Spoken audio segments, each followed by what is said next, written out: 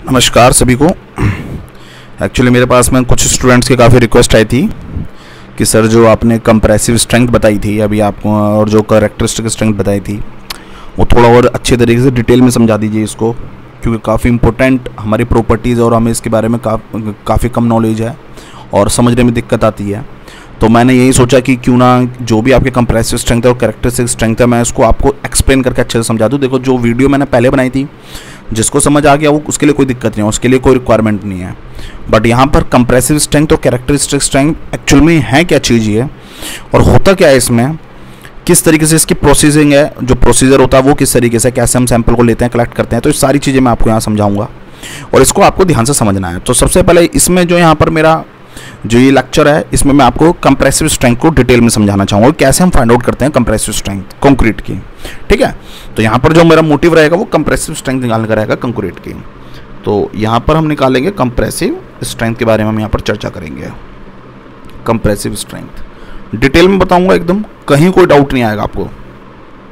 ठीक है, ये है हमारी कंप्रेसिव स्ट्रेंथ और यहाँ समझते हैं। सबसे पहले देखिए होता क्या है, आपको पता है जो कंक्रीट होती है कंप्रेशन में स्ट्रॉन्ग होती है और आपकी जो टेंशन होती है उसमें वीक होती है।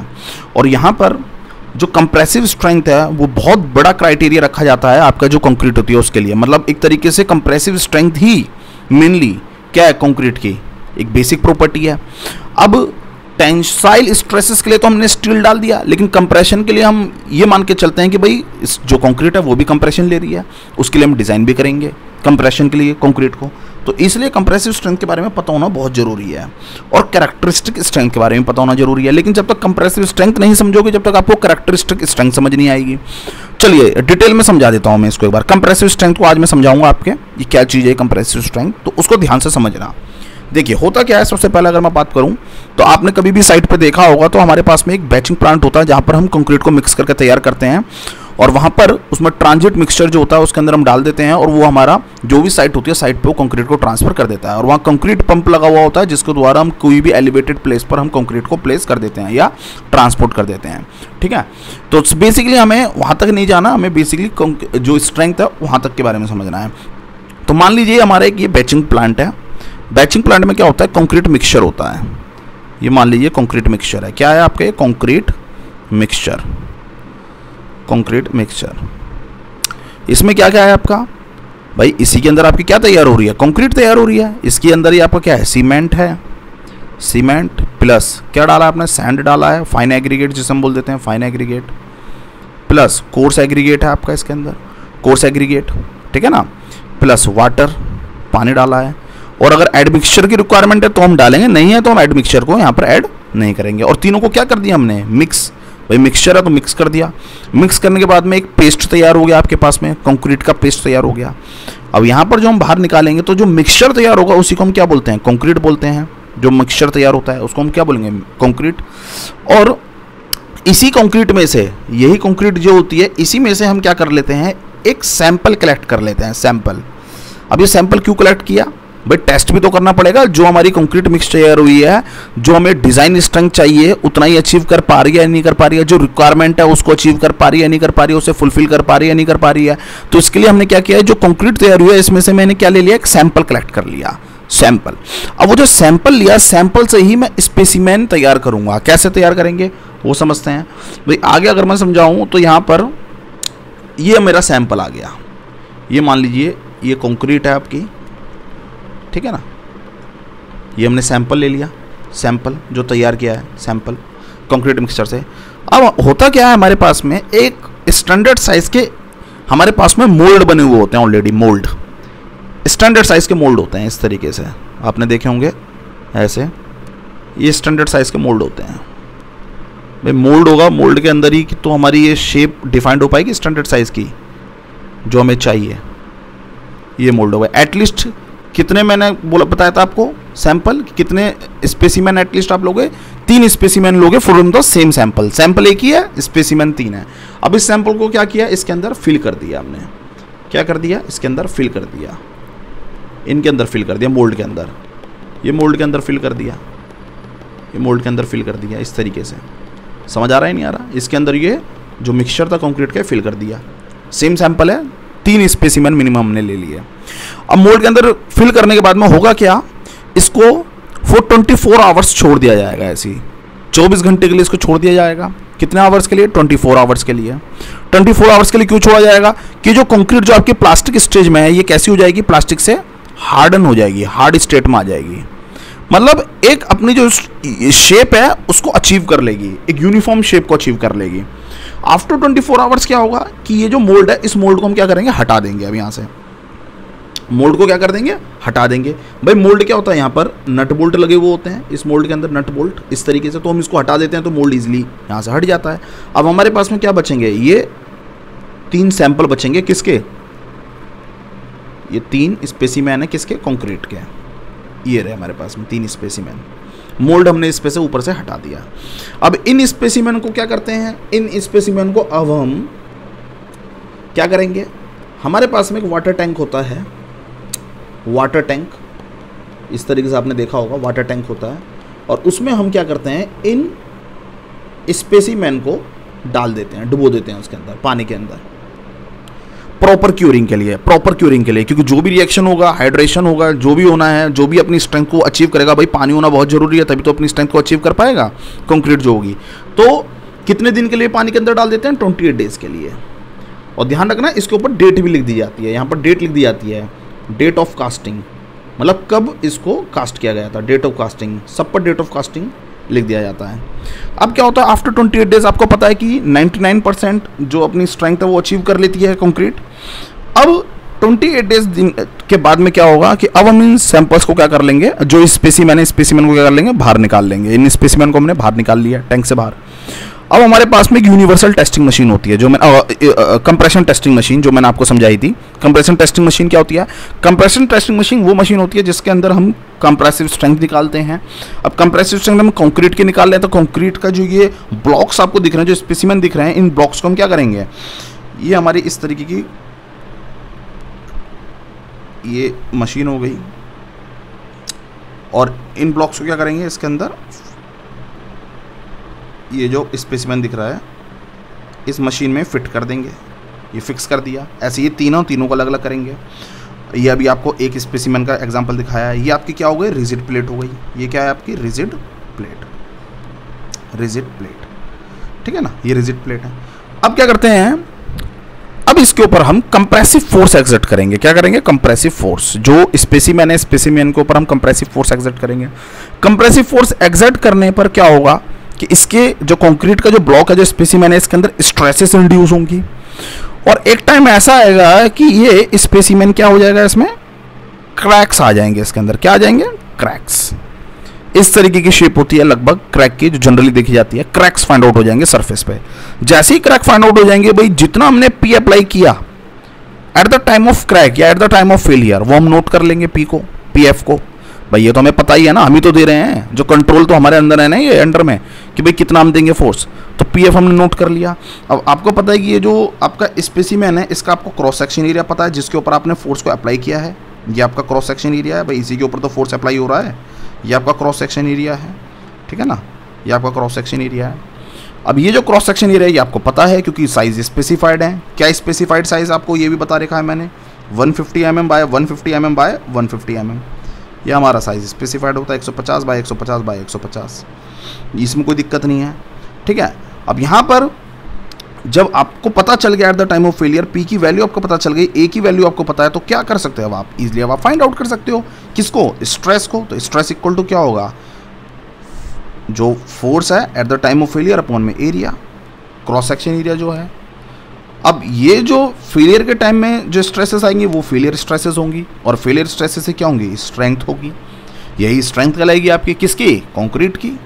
भाई eight the time of failure जो स्ट्रेसेस इंड्यूस हुई कंक्रीट के अंदर, वही उसकी क्या कहलाएंगी, स्ट्रेंथ कहलाएंगी। समझ आ गया। तो यही होती है हमारी कंप्रेसिव स्ट्रेंथ। अब कंप्रेसिव स्ट्रेंथ क्यों बोल रहा हूँ, क्योंकि कंप्रेसिव लोड दिया था, तो कंप्रेसिव स्ट्रेंथ निकलेंगी यहाँ पर आपकी। तो यही आपकी क्या हो जाएगी, कंप्रेसिव स्ट्रेंथ ऑफ कंक्रीट कहलाएगी। अब बात आती है कि कंप्रेसिव स्ट्रेंथ ऑफ कंक्रीट आपने ये निकाल ली। अब ऐसे मेरे पास में एक स्पेसिमेन तो है नहीं, मिनिमम कितने स्पेसिमेन है, 3 स्पेसिमेन है। तो 3 स्पेसिमेन के लिए बात करते हैं अब। तो तीनों स्पेसिमेन की अगर मैं बात करूं तो भैया ये मान लीजिए 3 स्पेसिमेन थे हमारे पास में, 1 2 3, 1 2 3, तीनों के लिए मान लीजिए कोई स्ट्रेंथ निकल के आई। एग्जांपल के लिए मान लीजिए इसकी आई 27 न्यूटन पर mm स्क्वायर, इसकी निकल के आई 30 न्यूटन पर mm स्क्वायर, इस सैंपल की निकल के आई 33 न्यूटन पर mm स्क्वायर। अब अलग अलग क्यों आ रही है आपको पता है, क्योंकि होमोजीनियस तो होता नहीं है कंक्रीट भाई। जो प्रॉपर्टीज़ होती हैं वो आपकी चेंज होती हैं, है ना। कोई भी जो उसकी शेप होगी उस पर हर एक पॉइंट पर आपकी प्रॉपर्टीज़ में चेंज दिखेंगे, वेरिएशन दिखेगा। तो यहाँ पर एक फिक्स प्रॉपर्टी या फिक्स मतलब होमोजीनियस आइसोट्रोपिक तो है नहीं मटेरियल, तो आपको जो स्ट्रेंथ होगी स्ट्रेंथ में भी अंदर क्या दिखेगा, आपको डिफरेंस दिखेगा। अब कैसे निकालेंगे हम इसकी स्ट्रेंथ भाई, तीन अलग अलग स्ट्रेंथ है। तो करना क्या होता है यहाँ पर हम इसकी एवरेज स्ट्रेंथ फाइंड आउट कर लेते हैं। क्या निकाल लेते हैं, एवरेज स्ट्रेंथ। तो एवरेज स्ट्रेंथ क्या होगी, 27 + 30 + 33 अपॉन में 3। तो यहाँ से हमारे पास में वैल्यू क्या निकल के आ गई, 30 न्यूटन पर mm स्क्वायर। ये क्या वैल्यू आ गई, ये स्ट्रेंथ निकल कर आई है, कंप्रेसिव स्ट्रेंथ। कंप्रेसिव स्ट्रेंथ, अब ये किसकी कंप्रेसिव स्ट्रेंथ निकल के आई है, सैंपल की, जो हमने सैंपल कलेक्ट किया था ऑफ कंक्रीट सैंपल, जो हमने सैंपल कलेक्ट किया था कंक्रीट मिक्सचर से, उस सैंपल की कंप्रेसिव स्ट्रेंथ निकल के आ गई। तो हमें पता चल गया कि भाई हमारी कंप्रेसिव स्ट्रेंथ इतनी है। अब ऐसा कोई जरूरी नहीं है, लार्ज वेरिएशन भी हो सकता है स्ट्रेंथ के अंदर। लार्ज वेरिएशन हो सकता है किसकी वजह से, वो भी मैं आपको बता दूंगा रीजन कि भाई किस किस वजह से लार्ज वेरिएशन हो सकता है। अब कहाँ तक आपका एक्सेप्टेंस क्राइटेरिया होता है, ठीक है ना। हो सकता है कि जो वैल्यू जो है वो कोई भी वैल्यू एवरेज वैल्यू से ज़्यादा वेरिएशन हो रहा हो, इंडिविजुअल वेरिएशन बहुत ज़्यादा हो, ±15% से ज़्यादा हो, वो क्राइटेरिया आपका आगे आएगा, वो आगे समझा दिया जाएगा आपको कि क्या क्या चीज़ें होती हैं। बेसिक चीज़ आपको मैंने यहाँ पर समझा दी कि भाई यहाँ पर कंप्रेसिव स्ट्रेंथ जो हम निकालते हैं किस तरीके से फाइंड आउट करते हैं, ठीक है। तो यहाँ से ये 3 सैंपल ले ली और यहाँ से हमने इसको निकाल दिया। अब बात आती है, कई लोगों को ये भी डाउट होता है कि सर जो सिलेंड्रिकल स्ट्रेंथ हम निकालते हैं सिलेंडर से, जो क्यूब से स्ट्रेंथ निकालते हैं, क्या चेंजेस होते हैं और क्यों हम यहाँ पर जो आपका क्यूब स्ट्रेंथ है क्यों उसकी वैल्यू जो आ रही है वो ज़्यादा निकल के आ रही है सिलेंडर से। ये भी काफ़ी डाउट आए जो समझ नहीं आया किसी को। एंड फ्रिक्शन, काफ़ी लोगों को एंड फ्रिक्शन कंसेप्ट जो है वो समझ नहीं आया, उसको भी समझा देता हूँ हाथों हाथ ही आपका। तो देखिए क्या होता है, आगे कंटिन्यू करते हैं। तो ये जो हमने स्टैंडर्ड साइज का सैंपल लिया था, ये क्यूब के स्पेसिमेन लिए थे, क्यूब, क्योंकि IS 456 हमारा कोड यही बोलता है आपको क्यूब लेना है। ये आपको ध्यान रखना है, हमारा जो भी काम रहेगा वो क्यूब से रिलेटेड रहेगा। सिलेंडर की हम कोई भी चर्चा आगे नहीं करेंगे RCC में, लेकिन ऑब्जेक्टिव में पूछ सकता है आपसे, और आपको नॉलेज होनी चाहिए कि भाई अगर सिलेंडर लेते हैं, सिलेंडर के लिए स्पेसिमेन लेते हैं तो क्या डिफरेंस आता है। तो देखिए होता क्या है आपका, अगर मैं बात करूं तो होता ये है आपका कि दोनों की देखो अलग अलग बात बता रहा हूं। होता क्या है, मान लीजिए आपका जो सिलेंडर के लिए स्पेसिमेन है, ये एक सिलेंडर के लिए स्पेसिमेन है और उसका स्टैंडर्ड साइज भी मैंने आपको डिफाइन कर रखा है। ये कितना है, मान लीजिए ये 150 mm है, 150 mm, और ये कितना है आपका 300 mm, जो उसकी हाइट है या डेप्थ जो है 300 mm। और अगर स्पेसिमेन लूँ किसका, क्यूब का स्पेसिमेन लूँ, तो क्यूब का स्पेसिमेन आपको डिफाइंड है 150 बाय 150 बाय 150, ये आपको डिफाइंड है। तो इसकी हाइट कितनी है, 150 mm। तो होता क्या है एक्चुअल में, ये भी मैंने आपको समझाया था लेकिन आपको डिटेल में समझा देता हूँ। होता क्या है कि यदि मैं एक क्यूब को रख रहा हूँ, देखिए सबसे पहले आपको मैं एक क्यूब दिखाता हूँ। तो क्यूब का ये मैंने क्यूब रख दिया और ऊपर मैंने यहाँ पर रिजिड प्लेट से इसको कवर कर दिया, और उसके बाद में क्या किया, इसके ऊपर फोर्स अप्लाई किया, कंप्रेसिव फोर्स देना शुरू किया। तो कंप्रेसिव फोर्स देना जब मैंने इसके ऊपर शुरू किया तो eight the time of failure ये फेलियर हो जाएगा, जो भी हम पी को नोट कर लेंगे। तो एक्चुअल में होता क्या है, इसका फ्री बॉडी डायग्राम आपको समझाना पड़ेगा। हो क्या है एक्चुअल में, देखिए अलग अलग दिखला रहा हूँ लेकिन एक्चुअल में है नहीं। ये आपकी रिजिड प्लेट है और ये आपका क्यूब की जो सरफेस है ऊपर वाली, ये आपकी क्यूब की सरफेस है, ठीक है। इसी सेक्शन को ही समझा रहा हूँ, इस वाले सेक्शन को, ये वाला सेक्शन जो है इस वाले पॉइंट को समझा रहा हूँ, लेकिन अलग अलग करके दिखा रहा हूँ, एक्चुअल में है नहीं। ये जो स्ट्रेस ट्रांसफॉर्मेशन हो रहा है उसको समझा रहा हूँ कि किस तरीके से ये जो रिजिड प्लेट होती हैं ये आपकी जो फेलियर होता है ब्लॉक का जो स्पेसिमेन होता है उसको रजिस्ट करती हैं, रोकती हैं फेलियर को। तो देखिए भाई जो भी रिजिड प्लेट होगी उसके सरफेस पे क्या होगा, यहाँ पर फ्रिक्शन होगा, यहाँ पर क्या होगा आपका फ्रिक्शन होगा, और ऐसे ही क्या होगा जो आपका स्पेसिमेन है उसके सरफेस पे भी फ्रिक्शन होता है। तो एक्चुअल में due to the compressive load, जब कंप्रेसिव लोड आ रहा है, जब कंप्रेसिव लोड आ रहा है तो हो क्या रहा है, जो स्पेसिमेन है, स्पेसिमेन ऊपर से कंप्रेसिव लोड देंगे तो स्पेसिमेन क्या करेगा, अपने आप को एक्सपेंड करने की कोशिश करेगा। एक्सपेंड करने की कोशिश मतलब इस तरीके से हॉरिजॉन्टली एक्सपेंड करने की कोशिश करेगा। तो ये प्लेट के ऊपर क्या लेगा, ये प्लेट के ऊपर टेंसाइल स्ट्रेसेस प्रोड्यूस करेगा प्लेट के, क्योंकि प्लेट और जो आपका स्पेसिमेन है वो आपस में कॉन्टैक्ट में है। भाई जब ये एक्सपेंड करने की कोशिश करेगा तो प्लेट को भी तो एक्सपेंड करने की कोशिश करेगा, क्योंकि दोनों आपस में क्या इंटरलॉक हैं, किससे, फ्रिक्शन से। लेकिन प्लेट क्या करेगी, प्लेट भी फ्रिक्शन के साथ इससे कनेक्टेड है, और प्लेट क्या कोशिश कर रही है, प्लेट इसको रोकने की कोशिश कर रही है। तो हो क्या रहा है कि प्लेट जो है रिजिड प्लेट है वो स्पेसिमेन पे तो कंप्रेसिव स्ट्रेस जनरेट कर रही है, और आपका जो स्पेसिमेन है वो प्लेट के ऊपर टेंसाइल स्ट्रेस जनरेट कर रहा है। तो एक्चुअल में हो क्या रहा है कि जो आपकी रिजिड प्लेट है वो कंक्रीट के जो स्पेसिमेन है उसके फेलियर को रोकने की कोशिश कर रहा है। अब ये रोकने की कोशिश कर रहा है तो किसी अमाउंट से रोकने की कोशिश कर रहा होगा, कुछ ना कुछ तो इसका इफेक्ट आ ही रहा होगा। तो जो आपको क्रैक्स दिख रहे हैं यहाँ पर, जो आपको क्रैक्स दिख रहे हैं यहाँ पर कंक्रीट में, एक्चुअल में वो क्रैक्स पहले ही हो जाने चाहिए थे, लेकिन उसको रोक के किसने रख रखा था? रिजिड प्लेट ने रोक के रख रखा था। तो इसका मतलब क्या हुआ कि जो हमारी वैल्यू निकल के आ रही है स्ट्रेंथ की वो सही वैल्यू नहीं है। आप जो पी की वैल्यू निकाल के ला रहे हो वो ज़्यादा निकाल के ला रहे हो, एक्चुअल में तो वो पहले ही फेल हो जानी चाहिए थी कंक्रीट। तो ये जो एंड फ्रिक्शन होता है ये टॉप एंड बॉटम दोनों से लग रहा होता है, एंड फ्रिक्शन जो प्लेट का लग रहा होता है, और इसकी डेप्थ जो होती है वो 150 mm होती है। तो ये देखा जाता है कि 150 mm पूरी डेप्थ में इस एंड फ्रिक्शन का इफेक्ट लग जाता है, क्योंकि डेप्थ कम है किसकी? क्यूब की। लेकिन यहीं अगर मैं बात करूं सिलेंडर की, तो सिलेंडर पे भी टेस्ट करते हैं, तो ऐसा नहीं सिलेंडर पे एंड फ्रिक्शन नहीं आएगा, यहाँ पे भी एंड फ्रिक्शन का कंसेप्ट आएगा। लेकिन अगर मैं बात करूं तो इसमें कुछ जोन तक तो एंड फ्रिक्शन का कंसेप्ट आएगा, लेकिन ये वाला जोन जो होगा ये फ्री होगा। फ्री मतलब किससे? एंड फ्रिक्शन से, इफेक्ट ऑफ एंड फ्रिक्शन से फ्री होगा। तो इसका मतलब ये जो वैल्यू आएगी इसकी, जो कंप्रेसिव स्ट्रेंथ आएगी, वो ज़्यादा एक्यूरेट निकल के आएगी किससे? क्यूब से। और ये फेलियर भी जल्दी कर जाएगा, क्योंकि एंड फ्रिक्शन का इफेक्ट जो है वो कुछ ही जोन तक लगेगा, उसके बाद यहाँ बीच में ये फ्री है, तो फेलियर भी जल्दी हो जाएगा।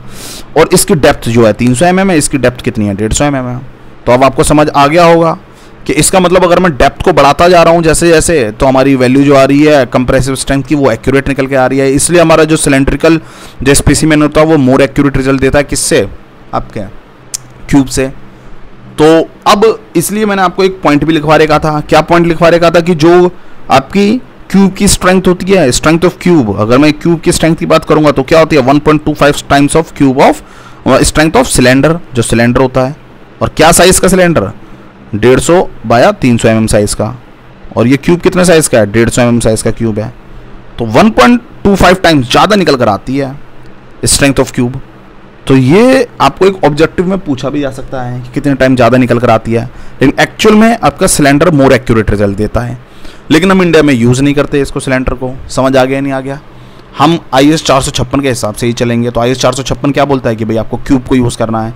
अब वो क्यों बोलता है क्यूब को यूज़ करने के लिए, ये भाई इसका आंसर हम नहीं दे सकते, क्योंकि ये IS 456 में मेंशन है, उसका कोई रीज़न मेंशन नहीं है, बस इतना मेंशन है कि आपको क्यूब यूज़ करना है।